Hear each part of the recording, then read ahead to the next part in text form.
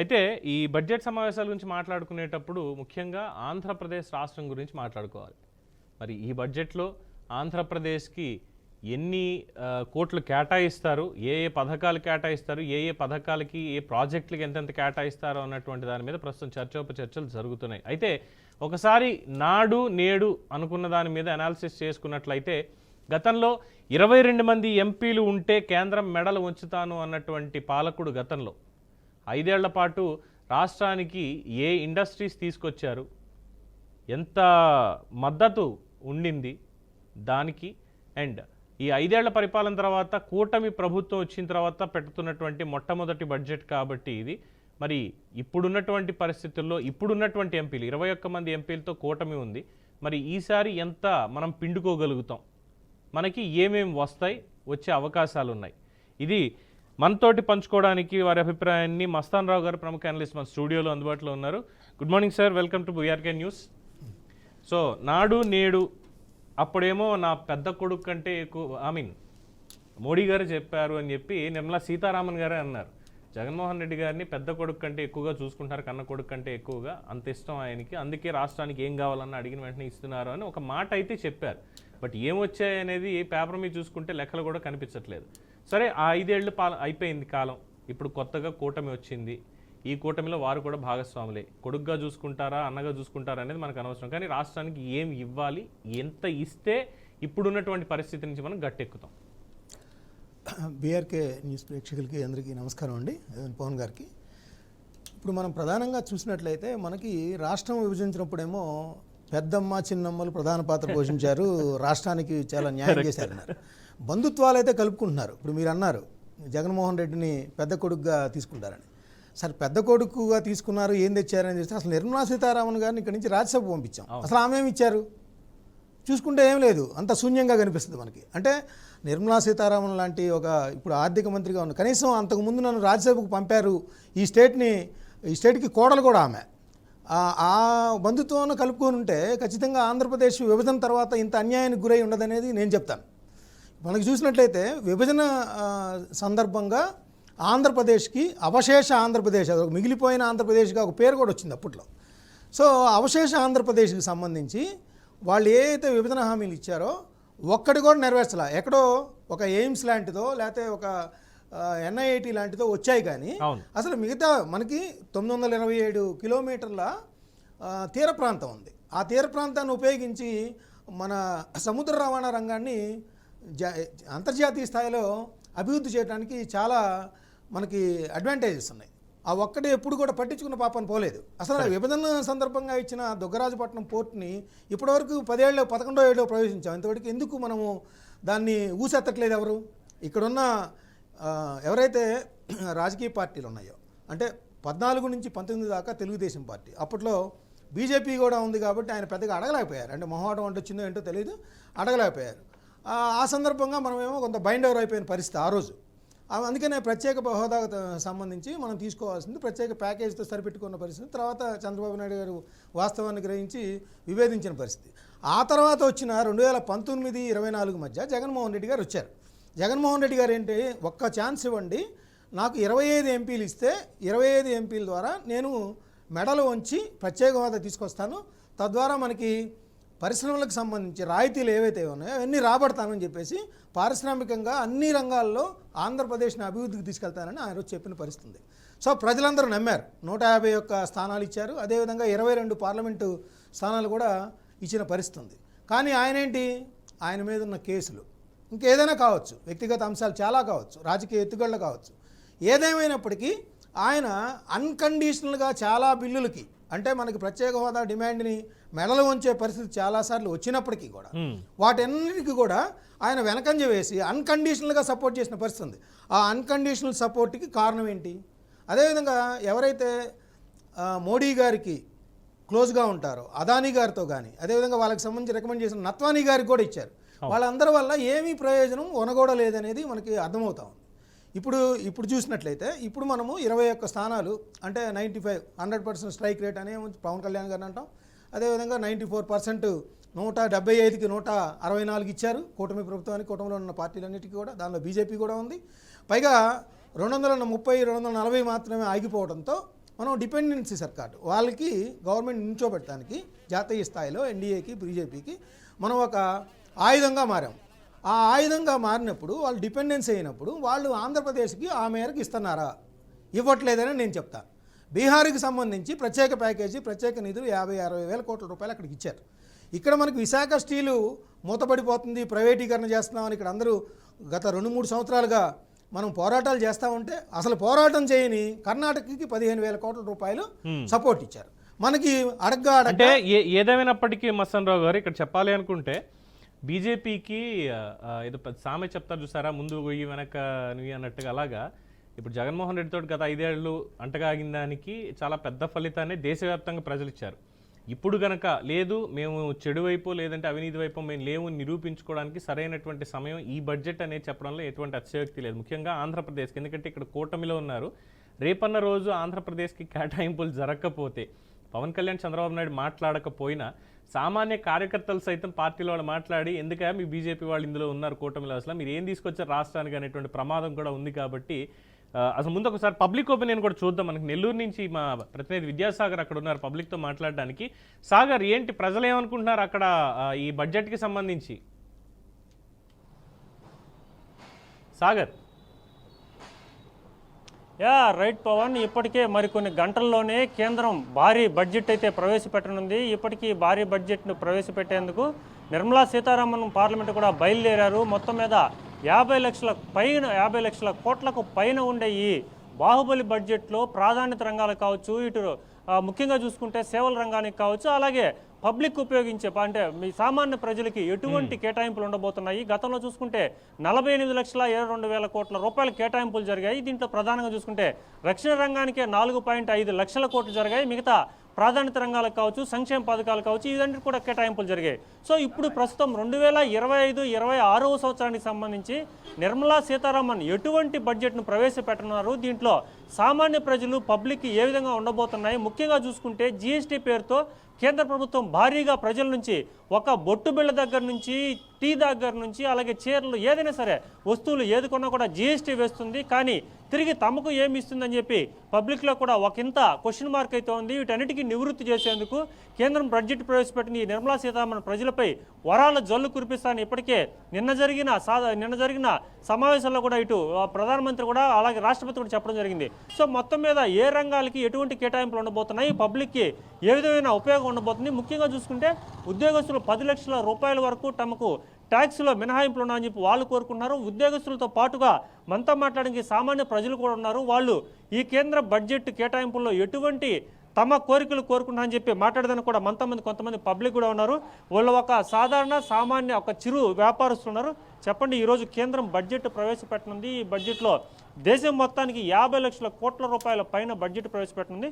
So ఆంధ్రప్రదేశ్లో ఒక చిరు వ్యాపారిగా మీరు ఎటువంటి లాభాలు ఉండాలని కోరుకుంటున్నారు, ఈ బడ్జెట్లో మీకు ఎటువంటి సహాయం కేంద్ర ప్రభుత్వం చేయాలని మీరు కోరుకుంటున్నారు? మనం ఏం కోరుకుంటున్నాం అంటే పేద పేదోళ్ళకి ఏదైనా సహాయం చేస్తే బాగుంటుంది.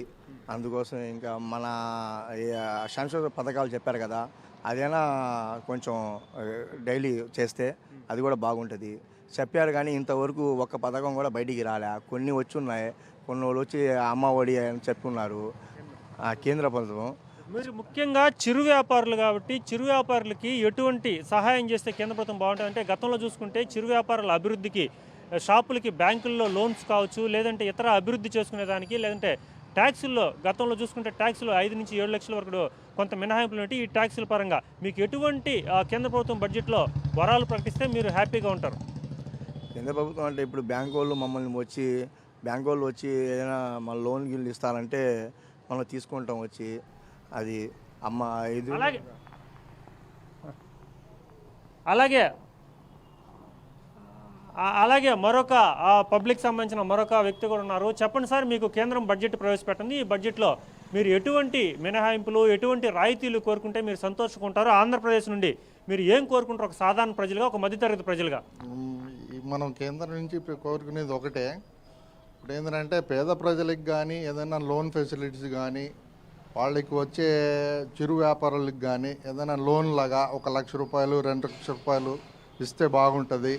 అదేవిధంగా పేద ప్రజలు ఉన్న విద్యార్థులు వాళ్ళకి కానీ లోన్ ఫెసిలిటీస్లు ఇచ్చి వాళ్ళకి కానీ విద్యను ప్రోత్సహిస్తే ఇంకా బాగుంటుంది. ఈ సీతారామన్ గారు దయచేసి మా పేద ప్రజలకి ఏదైనా మంచి అవకాశాలు కల్పిస్తే బాగుంటుందని కోరుకుంటున్నాను. ముఖ్యంగా ఆంధ్రప్రదేశ్లో ఇటువంటి నెల్లూరు ప్రాంతానికి సంబంధించి ఏదైనా ప్రాజెక్టులు కానీ ఇటువంటి వాటికి కేంద్ర ప్రభుత్వం ఎటువంటి నిధులు కోరుకుంటుంది? మీకు నిధులు ఇస్తే బాగుంటుందని మీరు అనుకుంటారు? మంచి మంచి పెద్ద పెద్ద కంపెనీలు కానీ మన ఆంధ్రప్రదేశ్ కానీ వస్తే ఇంకా డెవలప్ అవుద్ది. ఆంధ్రప్రదేశ్ అనేది ఇప్పటికే చాలా వెనుకబడిపోయింది. ఎందుకంటే మనం విడిపోయిన తర్వాత మనకేం ఇస్తాను అంటున్నారు కానీ మభ్య పెడుతున్నారు కానీ ఇప్పటివరకు ఏం ఈ బడ్జెట్లో అయినా ఇస్తే బాగుంటుందని మేము కోరుకుంటున్నాం.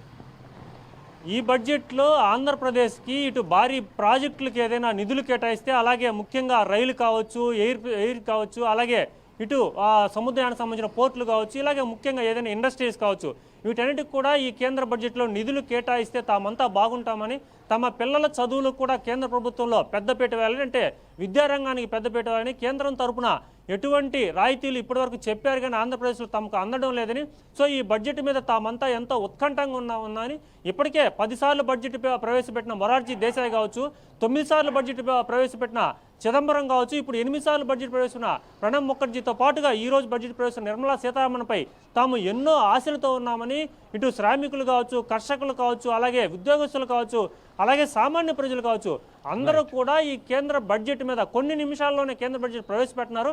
సో మొత్తం మీద 50 లక్షల కోట్ల పైచిలకు ప్రవేశపెట్టబోయే ఈ బడ్జెట్ తమ జీవితాల్లో వెలుగులు నింపాలని అందరూ కూడా ఆశిస్తున్న పరిస్థితి ఇక్కడ నెల్లూరులో ఉంది. Pawan, right, thank you Sagar. So Mastan Rao గారితో పాటు మనకి తులా మధు గారు, అలాగే మాసంశెట్టి ఆదిత్య అమర్, ప్రముఖ చార్టర్డ్ అకౌంటెంట్ కూడా మనకి జూమ్ లైన్లో జాయిన్ అయ్యారు. ఇద్దరికి కూడా మళ్ళీ ఒకసారి వెల్కమ్ అండి.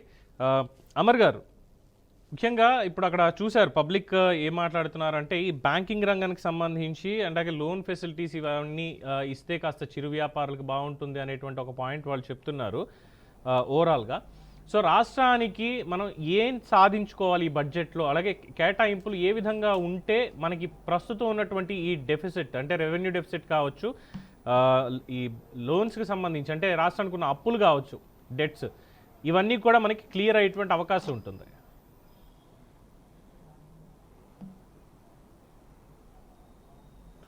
సార్, రాష్ట్రానికి ఉన్న డెఫిసిట్లో చూస్తే మేజర్గా ఒకటి క్యాపిటల్ డెఫిసిట్ ఒకటి ఉంది, రెవెన్యూ డెఫిసిట్ ఒకటి ఉంటుంది సార్. క్యాపిటల్ డెఫిసిట్ ఏదైతే ఉందో దానికి సంబంధించి ఇన్ఫ్రాస్ట్రక్చర్ ఏదైతే సపోర్ట్ కావాల్సి వస్తుంది. ఇప్పుడు ఏదైతే క్యాపిటల్ ఎక్స్పెండిచర్ ఏదైతే ఉందో దానికి సంబంధించి ఎక్స్పెండిచర్ అంతా కూడా లోన్ రూపంలో కానీ అదర్ వే ఆఫ్ మోడ్స్లో మనకు తీసుకోవాల్సి వస్తుంది. ఇప్పుడు మనం చూస్తుంటే మన స్టేట్ యొక్క లోన్ బారోయింగ్ కెపాసిటీస్ అన్ని కూడా బాగా తక్కువగా ఉన్నాయి.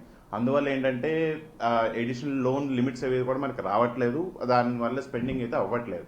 సో కాస్త లిమిట్ రిలాక్సేషన్ కానీ లేకపోతే ఎడిషనల్ గ్యారంటీస్ అలౌ చేయడానికి కానీ అది జరుగుతూ ఉండాలి.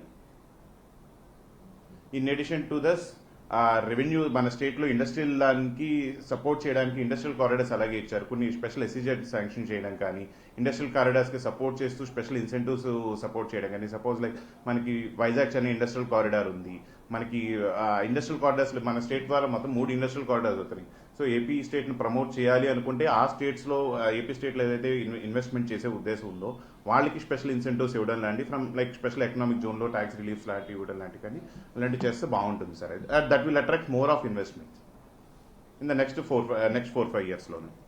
రైట్. అయితే ప్రధానంగా ఇక్కడ వినిపిస్తున్నటువంటి పాయింట్ ఏంటంటే ఈ ఇన్కమ్ ట్యాక్స్ స్లాబ్స్ ఏవైతే ఉన్నాయి, ఇప్పుడు మొత్తం 6 స్లాబ్స్ ఉన్నాయి, వీటిని కుదించి మళ్ళీ 3 స్లాబ్స్కి తీసుకురావాలని, అలాగే హయ్యెస్ట్ స్లాబ్ ఏదైతే ఉందో 30%ని దాన్ని 25%కి రెడ్యూస్ చేయాలి అనేటువంటి ఆలోచనలో ఉన్నట్టుగా కూడా తెలుస్తుంది. అలాగే ముఖ్యంగా సామాన్యుడికి ఈ ఇన్కమ్ ట్యాక్స్ అనే దాంట్లో రిలాక్సేషన్ ఇచ్చేటువంటి అవకాశం ఏమైనా ఉందంటే 8 లక్షల వరకు ఉన్నటువంటి ఆదాయం మీద ఎటువంటి ట్యాక్స్ లేదు అని చెప్పి పాత నిబంధన ఒకటి, కొత్తది ఒకటి కూడా 2 రకాలుగా ఉన్నాయి policy. At the same time ఇప్పుడు దాన్ని పెంచేటువంటి అవకాశం ఏమైనా ఉందా సామాన్యుడికి?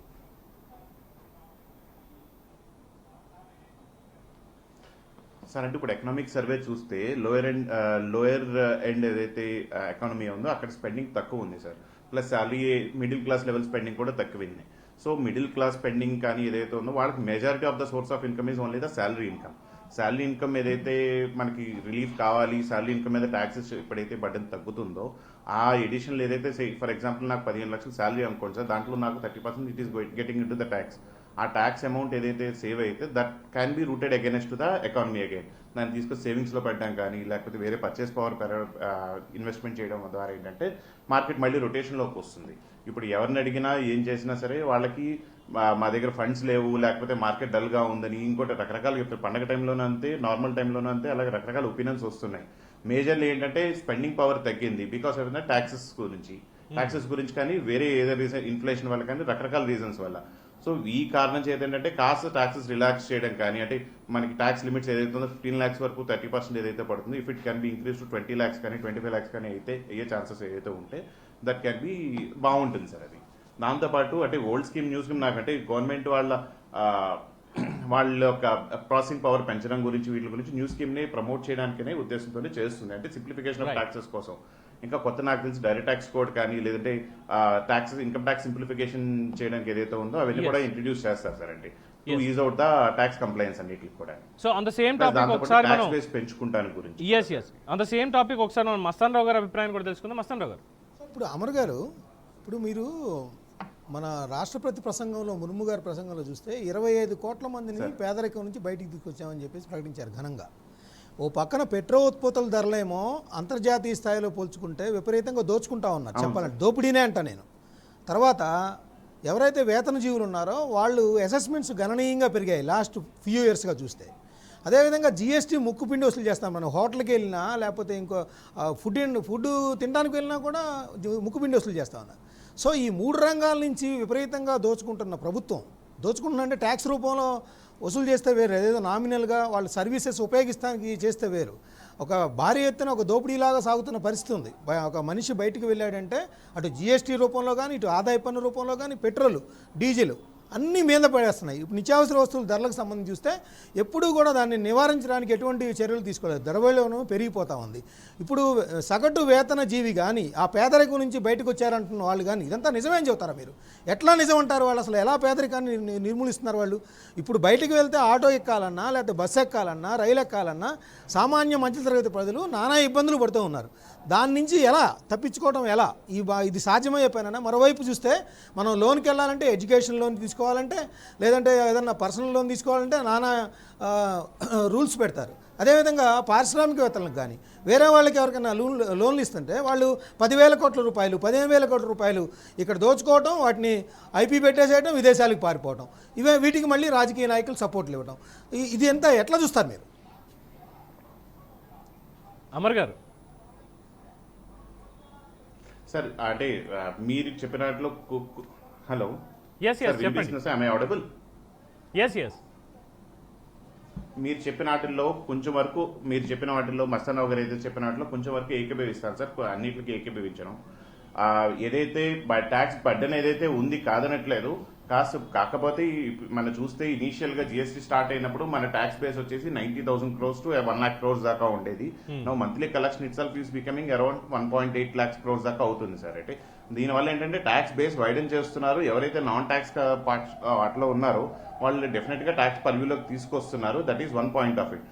మనం చూస్తే ఏంటంటే ప్రతి 100 మందిలోనే there is only hardly 2 to 3% are paying the taxes basic గా, అంటే డైరెక్ట్ ట్యాక్స్ కంప్లైంట్స్ లోకి వచ్చేసరికి. వేరాస్ ఇండైరెక్ట్ ట్యాక్స్కి వచ్చేసరికి అప్రాక్సిమేట్లీ ఎవరైతే 100% పేమెంట్ చేస్తూ ఉన్నారు. అంటే ఇప్పుడు గవర్నమెంట్ ఏం చేస్తుందంటే ట్యాక్స్ బేస్ పెంచుతుంది.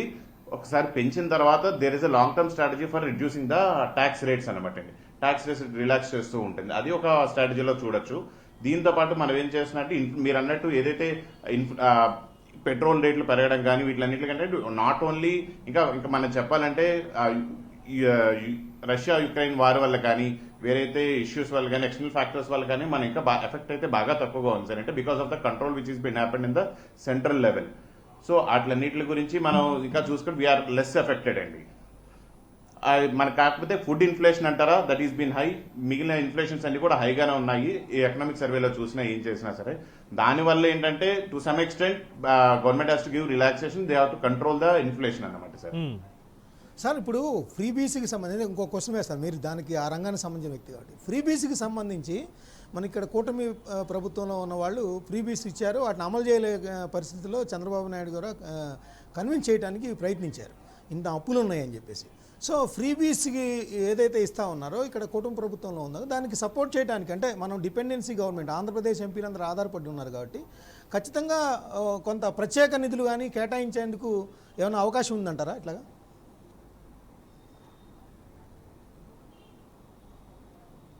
అవకాశం ఏమి ఉండదు సార్. అది 99% ఉండదు. ఫ్రీబీస్ దాంట్లో మనం చూస్తే what are the necessary freebies ఒకటి ఉంటాయి, అదర్ దెన్ అన్నెసరీ ఫ్రీబీస్ కూడా ఉంటాయి. సో అంటే బేర్ మినిమం మనకి ఏదైతే ఇదివరకు తిండి గుడ్డ ఏదైతే ఉందో వాటికి ఏదైతే రిక్వైర్మెంట్కి ఏదైతే ఉందో దాని గురించి ఏమైనా సపోర్ట్ ఉంటే సెంట్రల్ గవర్నమెంట్ స్పాన్సర్ స్కీమ్లో తీసుకోవచ్చు తప్ప వేరే ఫ్రీబీస్ గురించి స్పెసిఫిక్గా సెంట్రల్ గవర్నమెంట్ బడ్జెట్ ఇచ్చి దాన్ని ఎంకరేజ్ చేయడం అంటూ ఉండకపోవచ్చు. కాకపోతే మనకి రెవెన్యూ జనరేట్ చేసుకోవడానికి, ట్యాక్సెస్ జనరేట్ చేయడానికి ఏదైతే అవకాశం ఉందో దాన్ని అవకాశాన్ని కల్పిస్తుంది. ఆ రెవెన్యూ ఏదైతే జనరేట్ అయిందో ఆ రెవెన్యూ ద్వారా మనకి ఫ్రీబీస్ కోసం వీటి కోసం జనరేట్ చేయొచ్చు సార్.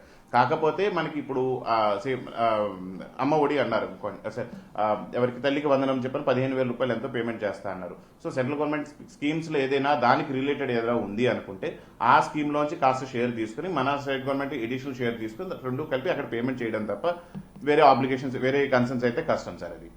ఎందుకంటే సెంట్రల్ గవర్నమెంట్ ఎప్పుడు ఫిజికల్ డెఫిసిట్ ని కంట్రోల్ చేయడానికని ఈ మాటలు చెప్తుంది తప్ప మనకి ఇప్పుడైతే ఫ్రీబీస్ వల్ల మనకి ఫిజికల్ డెఫిసిట్ పెరుగుతుంది సార్. అందు గురించి అంటే యాక్చువల్గా రైతు భరోసా రూపంలో ఫ్రీబీస్ గురించి రైతు భరోసా గురించి ఎడిషనల్ అలొకేషన్ తక్కువ.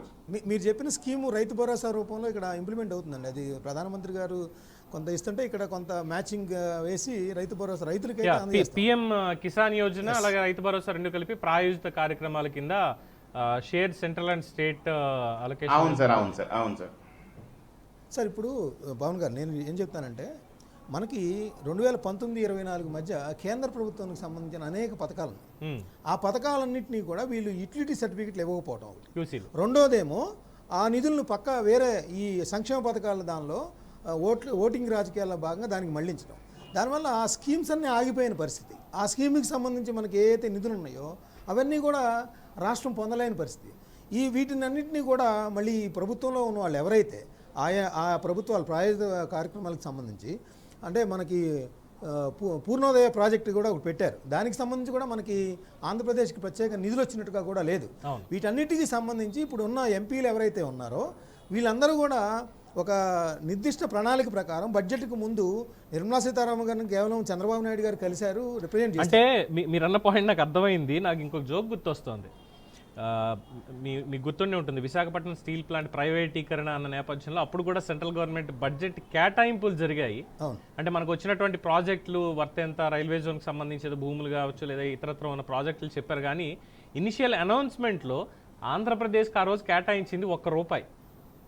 చాలా సిల్లీగా ఉంటుంది, చెప్పుకోవడానికి చాలా సిల్లీగా ఉంది ఇప్పుడు కూడా మాట్లాడడానికి. బట్ దానికి మనం రాసినటువంటి లేఖ, అంటే as a government of Andhra Pradesh మనం రాసినటువంటి లేఖ, బడ్జెట్ చాలా బాగుంది, ఆంధ్రప్రదేశ్కి కేటాయింపులు చేసినందుకు ధన్యవాదాలు తెలుపుతూ విశాఖపట్నం స్టీల్ ప్లాంట్ని ప్రైవేటీకరణ చేయొద్దు అని చెప్పి ఆ రోజు ముఖ్యమంత్రిగా ఉన్నటువంటి జగన్మోహన్ రెడ్డి గారు రాశారంటే ఆ ₹1 బాగుందా? ఇప్పుడు ఇంకా మనకి ఇంకో గంటలో మనకి రిపోర్ట్ అనేది తెలుస్తుంది ఎలకేషన్స్కి. సో ఎంత వస్తుంది ఏంటి అనే దాని మీద కసరత్తు ఈ పాటిగా జరిగి ఉంటుంది అని అనుకుందాం. బట్ ఎంపీల పరంగా మీరు చెప్పారు కాబట్టి what I thought it was. ఇంకోటి కూడా చెప్తాను సార్, ఇప్పుడు మనకి ప్రతిపక్ష హోదా ఇవ్వలేదని బాధపడతా ఉన్నారు జగన్మోహన్ రెడ్డి గారు. ఓ పక్కన అసెంబ్లీకి కూడా వెళ్ళట్లేదు ఆయన, క్వశ్చన్ ఆయన ప్రజల నుంచే నేను ప్రశ్నిస్తానంటున్నారు. అంత బాగా ఇప్పుడు ఆయనకి రాజ్యసభలో కానీ లేదా ఎంపీల పరంగా నలుగురున్నారు. వీళ్ళందరూ వెళ్ళి ఈ బడ్జెట్ సందర్భంగా మా రాష్ట్రానికి అన్యాయం జరిగింది, ఇంకా జరుగుతూ ఉంది, లాస్ట్ 5 yearsలో ఇస్తామని కూడా కొన్ని ఇవ్వలేదు, విభజన సందర్భంగా ఇవ్వలేదు, వాళ్ళని వెళ్ళి రిప్రజెంట్ చేయటం కానీ లేదా జగన్మోహన్ రెడ్డి గారి నాయకత్వంలో ఎంపీలందరూ వెళ్ళి నిర్మలా సీతారామన్ గారిని కలవటం కానీ మన చేయటం కానీ ఏమీ చేయలేదు. అంటే ఇటు ప్రతిపక్షం కానీ ఇటు పాలకపక్షంలోనూ బీజేపీ ఉంది, అడగడానికి మొహమాటం అడ్డు వస్తుంది. ఇటు ప్రతిపక్షంగా ఉన్న వాళ్ళేమో చేష్టలు కూర్చున్న పరిస్థితి ఉంది.